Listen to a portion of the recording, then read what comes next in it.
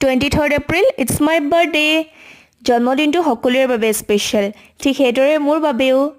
pre বাৰ্থডেটো ভণ্টিয়ে celebrate কৰি গ'ল তো তাইক আজি মিছ কৰিছোঁ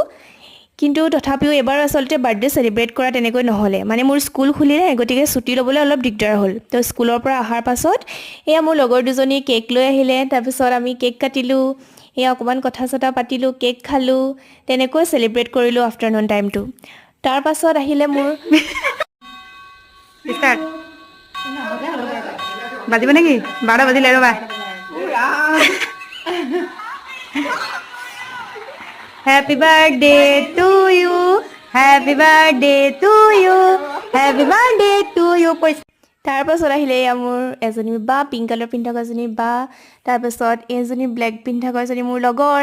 আচলতে তাইৰ লগত মোৰ খুব কম দিনৰ চিনাকি যদিও ইমানে এতিয়া ক্ল'জ হৈ গ'লো একদম ঘৰুৱা নিচিনা হৈ গ'ল তাই মানে একদম ইমান বৰষুণ পৰিছিলে তাই বৰষুণত তিতি হ'লেও সন্ধিয়া সময়ত আহি মোক একদম উইচ কৰিবৰ কাৰণে কেক লৈ আহিলে থেংক ইউ ছ' মাছ এনেকৈ আৰু মোৰ এইবাৰ জন্মদিনটো আজিলৈ